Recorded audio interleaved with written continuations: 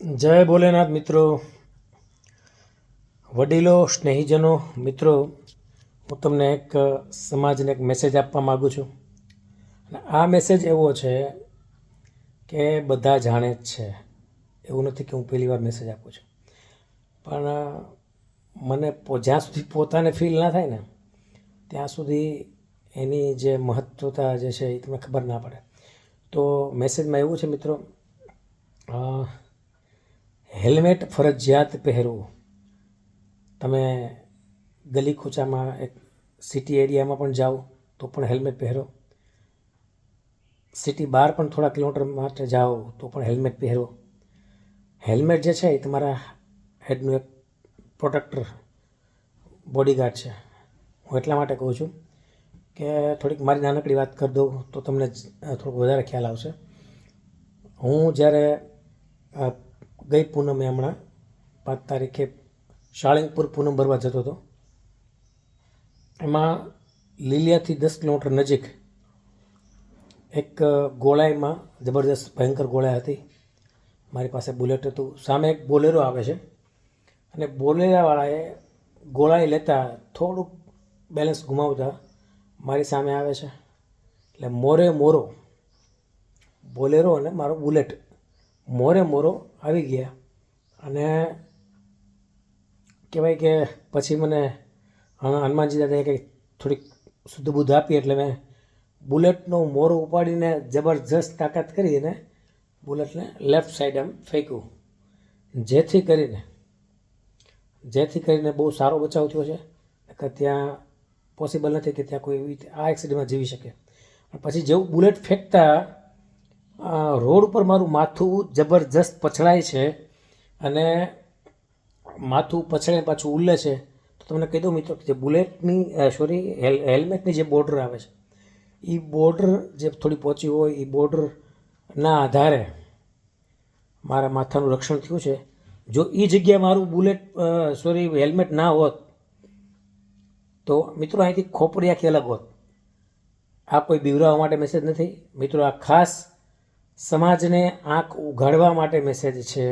મારા મિત્રો, સ્નેહીજનો, વડીલો માટે એક મેસેજ છે. મને તો ટેવ છે પહેલેથી કે હું બહાર જાઉં એટલે હેલ્મેટ મારે ફરજિયાત હોય, એટલે મેં હેલ્મેટ પહેરતા હોય છે. પણ છતાં પણ સિટી એરિયામાં પણ ક્યારે કંઈ નક્કી નથી હોતું, ક્યારે શું થાય.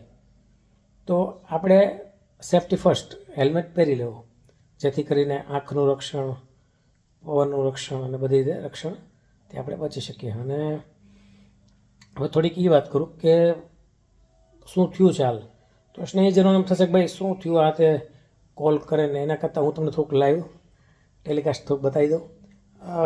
આ જે ગાદીવાળો ભાગ છે એ પોચો એ આખો લબડીને બહાર આવી ગયો હતો, ગાદી આખી. પછી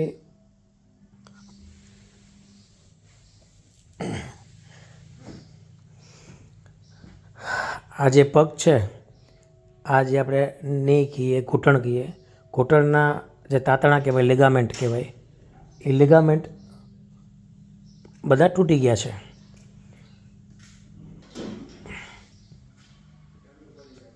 પછી આ જે ટચલી આંગળી જે છે એ ટચલી આંગળી એની નસ ફાટી ગઈ છે, એમાં પણ એક ઓપરેશન છે.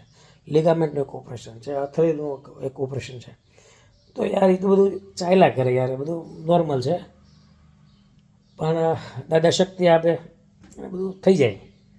ડૉક્ટર કે 4-5 મહિનામાં, પણ આપણે કદાચ બની શકે તો 15 મહિનો થઈ જશું રેડી, બધું થશે, બધું થઈ જશે કમ્પ્લીટ, ડોન્ટ વરી. પણ ખાસ મિત્રો, ખાસ વડીલો, આપણા વડીલોના આશીર્વાદ હોય અને કંઈક વજન આપણું થોડું ઘણું હોય એટલે આપણે બચી ગયા. કેનાથી? ખાસ તો હેલ્મેટથી. તો સેફ્ટી ફર્સ્ટ મિત્રો.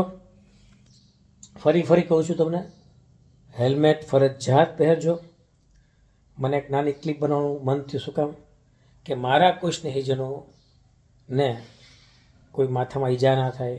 આવી રીતે જ્યારે આગ પીતે ને ત્યારે વધારે બીજાને સલાહ આપવાનું મન થાય. તો એવું જ કંઈક મારા મનમાં હતું, એટલે મેં એક નાનો એકડો વિડીયો બનાવ્યો છે અને માતાને, મારી મમ્મીને આખી કહાની કંઈક અલગ જ કીધી છે. તો આ વસ્તુ એમને કંઈ વાત કરતા નહીં, ફોટા બતાવતા નહીં, નોર્મલી જાણું એમને વાતચીત કરી છે જેથી કરીને એને ચિંતા ન થાય. પછી વાત એવી છે કે નોર્મલી બી કહી દઉં, ચાલો તમને એમ થશે કે શું થયું. પછી મેં બોલેરાવાળાને કીધું, ભાઈ તારો વાક નોર્મલ ખોટે તારો વાક નથી હાલે. હું સૂઝબૂઝ ભાનમાં હતો, મોબાઈલ કાઢીને મેં એને આપ્યો, ફટાફટ તું મને 108ને ફોન કર, મારા પપ્પાને કોલ કરી દે. એટલે પછી મેં કીધું હું સ્ટાફમાં છું, બીતો નહીં કાંઈ એમ તેમ. એટલે થોડીક એના મોતિયા તો મરી ગયા હતા પછી. એટલે પછી મને ત્યાંથી 108 આવી સાવરકુંડલા ખસેડો. ત્યાં MRIનું ને સિટી સ્કેનની સગવડતા ન આવવાથી 108 દ્વારા મને અમરેલી ખસેડવામાં આવ્યો. ત્યાં રાજપુત્રા સાહેબ બહુ સારા છે, ઓર્થોપેડિક, અને નામચીન છે અમરેલીમાં. ત્યાં સ્વસ્તિક હોસ્પિટલમાં હું દાખલ રહ્યો. ત્યાંથી મને અહીંયા રેફર કર્યો અને આવી રીતે કંઈક ડ્રેસિંગ વચ્ચે કરાવવા જવાના છે ત્યાં, અને થઈ જશે ઓકે. બાકી આ મારી કહાની છે.